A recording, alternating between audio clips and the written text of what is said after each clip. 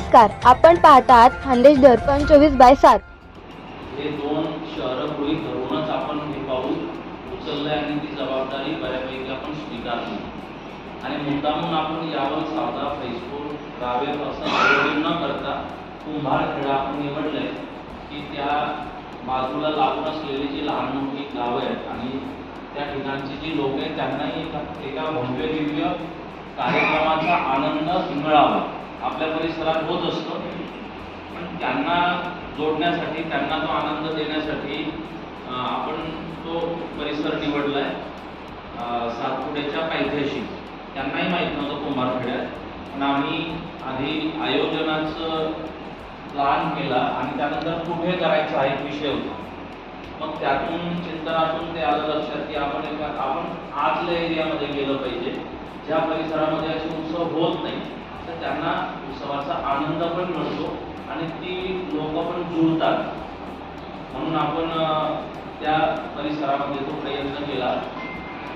दुसरं म्हणजे आपण सकल हिंदू समाज असं आयोजक म्हणून म्हटलंय की या निमित्ताने आपल्या दोन्ही तालुक्यातील संप्रदाय, परंपरा आणि सगळ्या समाजाची जी लोक आहेत तर ती सगळं आपलं सकल हिंदू समाज या निमित्ताने संघटित होऊन सर्वांनी समरसतेने हे कार्य करावं आणि समरसता निर्माण व्हावी या आयोजनाच्या निमित्ताने आपण आपला एक उद्देश आहे. म्हणून आपण निमंत्रण पत्रिकेमध्ये आपल्या परिसरातील 2 तालुक्यातील जी श्रद्धास्थानं आहेत आणि जे संप्रदाय आहेत त्या प्रत्येकाचा आपण उल्लेख त्या ठिकाणी केला. म्हणून आपण या पद्धतीचं आयोजन त्या ठिकाणी केलेलं आहे आणि निवासाची पण आपण व्यवस्था त्या ठिकाणी करतोय. स्वतः आम्ही लक्ष घालतोय निवास व्यवस्थेमध्ये. ज्या पद्धतीने आपण दोन्ही वेळेला आपल्या संमेलनाच्या वेळी वॉशरूम पासून जी काही सगळी व्यवस्था आपण उभी केली, जे रेडीमेड आपण आणून जनतेतून उभा केलेला पैसा आपण फक्त ऑर्डरच केले असते की या पद्धतीने रेडीमेड घेऊन या, हे एवढा खर्च आपण घेतलं ते सोपं असतं. पण आपण हा सामूहिक देणगीतून आलेला पैसा आहे 100 रुपये 10 रुपये अनाठाई खर्च होऊ नये म्हणून प्लॅनिंगने आपण त्या ठिकाणी 2 पैसे वाचले पाहिजे. थोडी मेहनत जास्त लागते, पण आपण त्या ठिकाणी शौचालयापासून आपण सगळे युनिट तयार करून घेतोय. म्हणजे ती भांडी विकत आणून पार्टिशन करून वगैरे ते रेडीमेड आणून ते 1000 रुपये पर डे एका युनिटचा खर्च येतो. ते पाडळशा सारख्या ठिकाणी ते परवडतं तिथे ज्या कार्यक्रमाचा उद्देशच कमर्शियल आहे, पण आपला कार्यक्रमाचा उद्देश समरसता आहे. त्यामुळे इथे 1 रुपया श्रमदानातून येईल आणि ते 1 रुपया आपल्याला कारणी लावायचा आहे.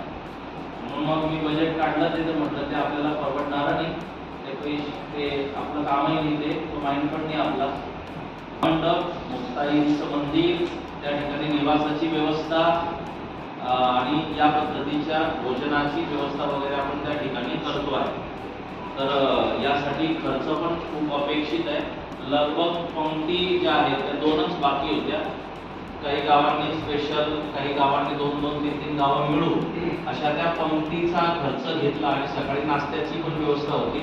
परवा ध्वजारोहणाच्या दिवशी आम्ही जाहीर करतावरती 8 नावं नाश्त्याची येऊन गेली सकाळी 8 दिवसांची. तर बऱ्यापैकी आता अन्नदानाचा जो विषय आहे आता तोही आपण काही 4-4,500 लोक गृहीत धरून तो खर्च केलाय. जर संख्या वाढली आणखी आता नंतर वाढतच जाणार, पण ॲव्हरेज आपल्याला काढायला लागला तर आणखी त्या वरून जो काही खर्च लागणार आहे की समितीलाच तो खर्च करावा लागणार आहे. आणि बाकी संपूर्ण कार्यक्रमाचा जो खर्च आहे तो आपल्याला देखीलच त्या ठिकाणी उभा करायचा आहे. तर त्यासाठी आपण पूर्ण नियोजन पण करतोय आणि लगभग परिसरामध्ये आवश्यक त्या ठिकाणी जसा वेळ त्या गावाकडे होता ना आम्हाला मिळाला तसं प्रत्येक गावात जाऊन अशा कॉर्नर बैठका आम्ही घेतोय. या बैठका घेण्याचे कारण की आयोजन करायला फक्त आपण आयोजन केलं, बॅनर लावून दिली, व्हिडिओ पाठवून दिले, ते होऊ शकलं असतं. परंतु या कार्यक्रमामध्ये आपण एक समरसता मजबूत व्हावी हा एक उद्देश आहे. त्यातून एक आजचा विषय आम्ही यावलला जी बैठक केली, बैठकीनंतर स्वामीनारायण परिवाराच्या प्रमुख शेठच्या घरी आम्ही चहा पाणी घेतली आणि आता रात्रीची बैठक आहे महानुभाव मठामध्ये आणि सगळीकडे जात आहे सरपंच महाराज. सांगायचा अर्थ की आणि कार्यक्रम आहे आदिशक्ती मुक्ताबाई मसाला. तर हा एक समरसतेसाठी आणि मी हा पुढाकार घेण्याचं कारण एकच आहे. आधी केले मग सांगितले की वारकरी संप्रदायाचं आराध्य दैवत, संपूर्ण परंपरा वारकरी संप्रदायाची आणि त्याच्या नियोजनाची जबाबदारी सत्पंथ संप्रदायाचे जनार्दन महाराज. म्हणून जेव्हा मला फोन आला, फोन येताच बरोबर मी ते हो म्हणायचं कारण हे आहे की हा एक चांगला मेसेज आपल्या दोनही आपल्या तालुक्यात जाईल, परिसरामध्ये जाईल, अख्ख्या महाराष्ट्रात जाईल. म्हणून आणि मला यापुढे बोलता पण येईल की समरसता असली पाहिजे आणि एक दुसऱ्याच्या संप्रदायाचा आपल्या परिसरात म्हणजे हे एक यावर आलोचनाची आवश्यकता नाही संतान आणि संप्रदायाच्या बद्दल, परंतु आपलं हे उदाहरण सगळ्या महाराष्ट्रामध्ये जावं हा या पाठीमागचा आपला उद्देश आहे. आणि हे सुरुवात आदिशक्ती मुक्ताबाईंनी केली आहे, मी नाही केली. म्हणजे मी जेव्हा आषाढी एकादशीला पंढरपुरात गेलो उद्घाटनाच्या निमित्त प्रवेशद्वाराच्या वैकुंठवासी दिगंबर महाराज मठाच्या महाद्वाराचं उद्घाटन होतं, त्यानिमित्त मी गेलो. तर तिथे विशेष म्हणजे चैतन्य महाराज पासून सगळे उपस्थित असताना सत्पंथी जनार्दन महाराजला कार्यक्रमाचं अध्यक्ष तिथे पाहुणे केले. दुसरं, जेव्हा आदिशक्ती मुक्ताबाईंची पालखी तिथे पोहोचली आणि पंढरपुरात पोहोचणार, जेव्हा आम्ही स्वागत करायला गेलो तर मला त्या संतांनी बाबांनी गजे बाबांनी हजे बाबांनी मला आधी माझ्या आई साहेबांच्या रथावर मला बसवलं चालत म्हणून. म्हणजे आधी तो विषय त्यांच्या मनात नाही की सत्पंथी महाराज आहे, तिथे वारकरी संप्रदायाचे कोणीतरी कौलीवाले पाहिजे. म्हणजे हे विषय ते डोक्यातच नाही. म्हणजे मला आधी तिथून तो संकेत मिळाला की मला जर आईने स्वीकारलाय तर माझी पण जबाबदारी वाढते. जेव्हा इथे आगमन झालं त्या दिवशी पण मी मुक्ताईनगरला गेलो, तिथेही मला रथावर त्या ठिकाणी बसवलं सारथी म्हणून. हा एक चांगला मेसेज आहे सांप्रदायिक विषयाच्या माध्यमातून आणि आपल्या सगळं हिंदू समाजाच्या माध्यमातून. तर म्हणून एक उदाहरण आहे आपला हा कार्यक्रम आपल्याला सगळ्यांनी मिळून करायचा आहे, संपन्न करायचं आहे. सगळ्यांची उपस्थिती तिथे अपेक्षित आहे.